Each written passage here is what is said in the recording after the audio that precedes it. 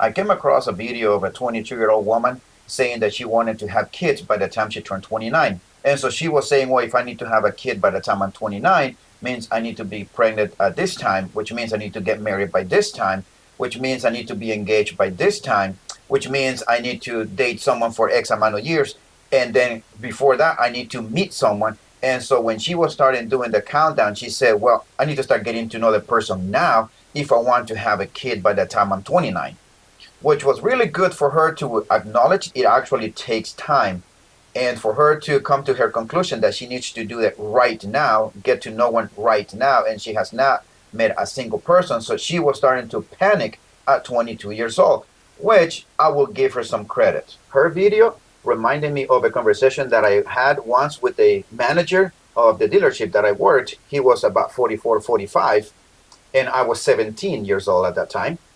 And he was telling me in one of the conversations, he said, if I can give you one piece of advice, is to not wait till you are my age to start having kids. He said, I had my first child when I was 41, and the daughter was, 4 years old at that time when he and I were talking.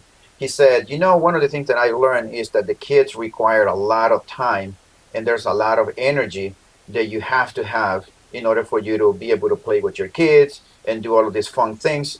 Kids require and they want a lot of attention from you, the father, from the dad.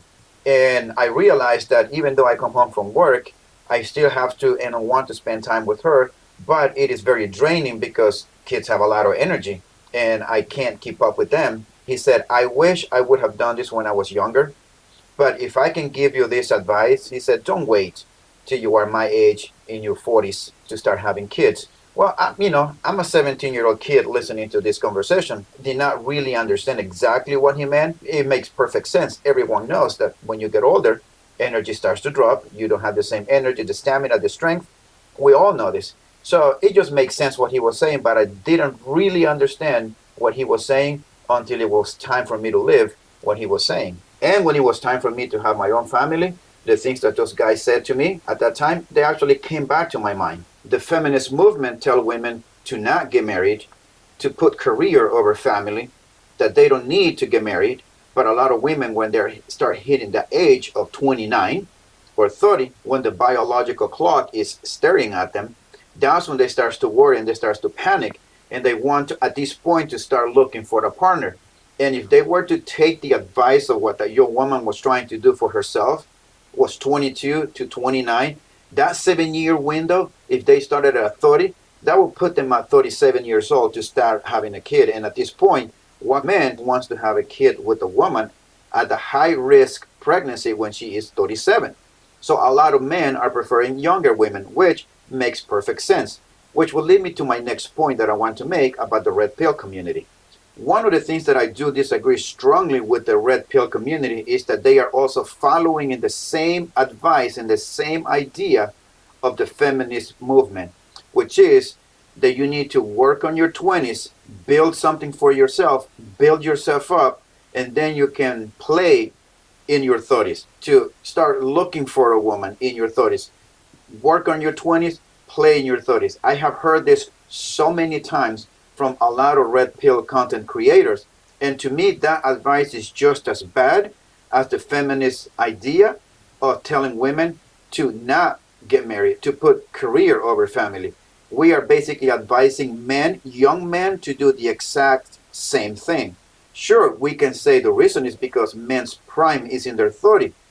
As far as financial stability, yes, men's prime starts in their 30s. But as far as physical ability, strength, stamina, energy, no one can tell me that a 33, 24-year-old man had the same stamina, the same strength, the same energy of a 20-year-old, of a 22, 24, and 25-year-old. You ask me, at the age that I am, 44, if I want to have kids, my wife and I have had this conversation. I said I am way too old to start a family at 44. I don't want to do that because then in 20 years, I just don't want to be a 65-year-old guy with a 20-year-old at home. I just don't.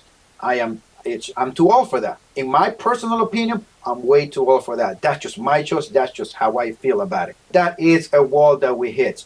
We may not want to accept it. Anyone who says that man does not have a wall is lying to you. You tell me if you want to start your family at age 50. You tell me if you want to start having kids at age 50. Then if you do, then hey, good luck, good for you that you want to do that.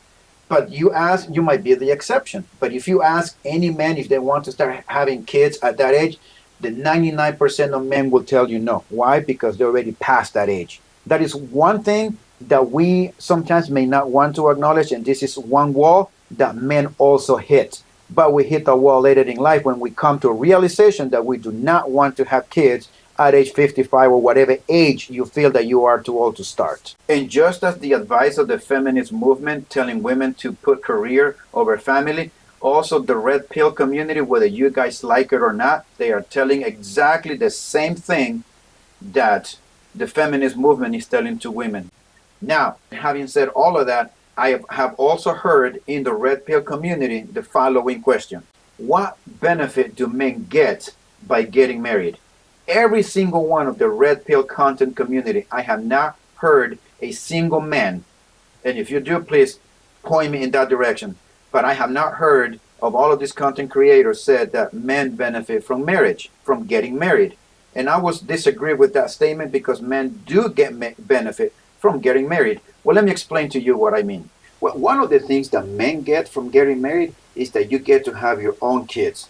You get to raise your own family. No man wants to date a woman or marry a woman that have kids because no man wants to raise somebody else's kids. They rather raise their own kids. The other thing that you get is that it gives you a purpose. It gives you the ability for you to provide for someone. It gives you the ability for you to lead someone. And it also gives you the ability for you to protect someone. This is what gives meaning to man's life. This is what gives man a purpose in his life. Because it is in man's nature to want to provide, to want to lead, to want to protect. And to have that ability to do those kind of things for somebody else, it gives us a meaning in our lives.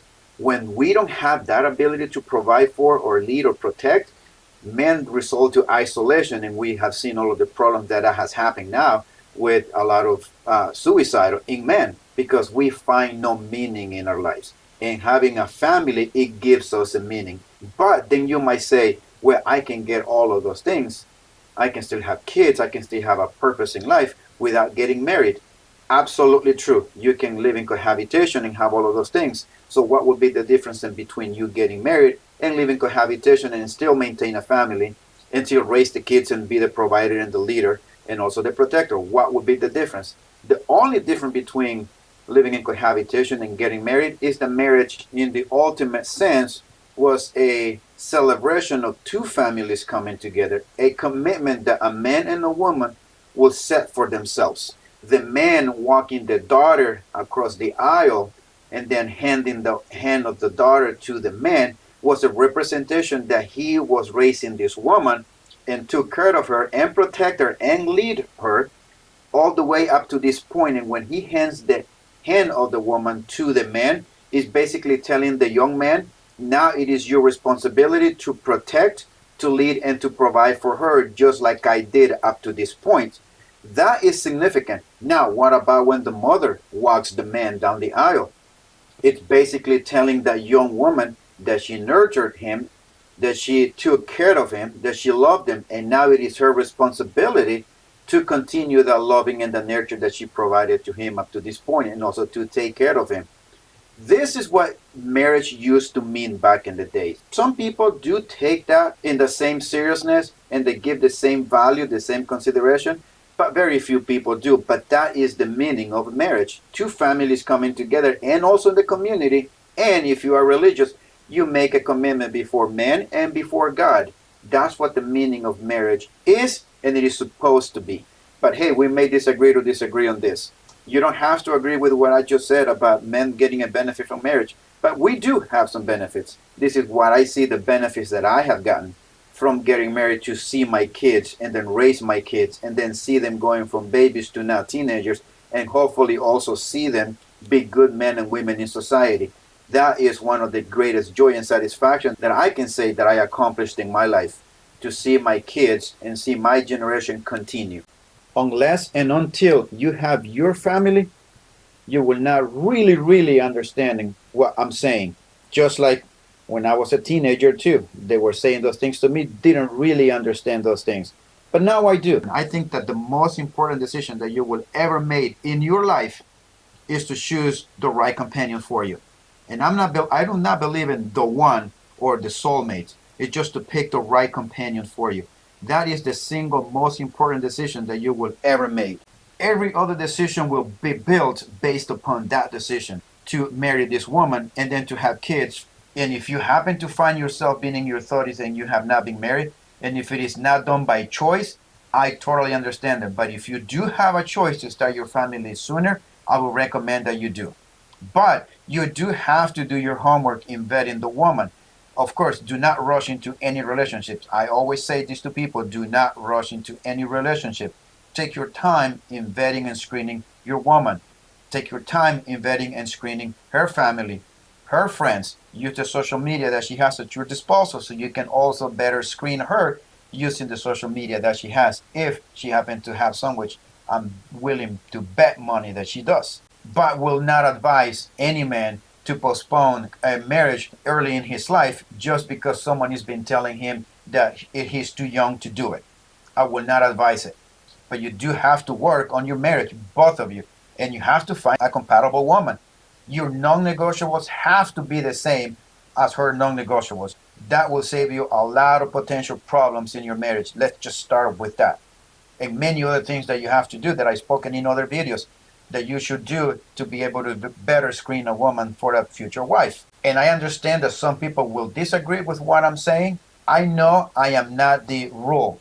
I know that my situation is the exception, but I can't be the only exception. There are many men out there who are having successful relationships. And I will advise you guys, if you know someone that is in a successful marriage, that you take advice from those people. I want to pass this information to you guys. I want to give you this advice, the same advice that I was given when I was 17 from these older people who were mid in their 40s. Now I'm 44 years old and I'm looking back and I'm giving my son this same advice that I'm giving you guys. You might take and you might do with this information as you will, as you please. But I can tell you from personal experience that it is definitely worth it to not prolong getting married. I am glad that I did and I took the decisions to get married early in my life because I was able to find a good marriage material woman. But I hope, guys, that this information has given you some good advice, something for you to think about. I understand the red pill community does do some good things, but a lot of the things that I have seen are just terrible advice, just to be honest. I'm just giving you the advice that was given to me when I was young. And I hope, guys, that you do work on yourselves. I hope that you stay in shape. And if you're not in shape, please get in shape. Go out and work out. Exercise. Eat healthy. Have enough sleep. You need to take care of your body. You need to take care of yourself. You always be on your grind. Always.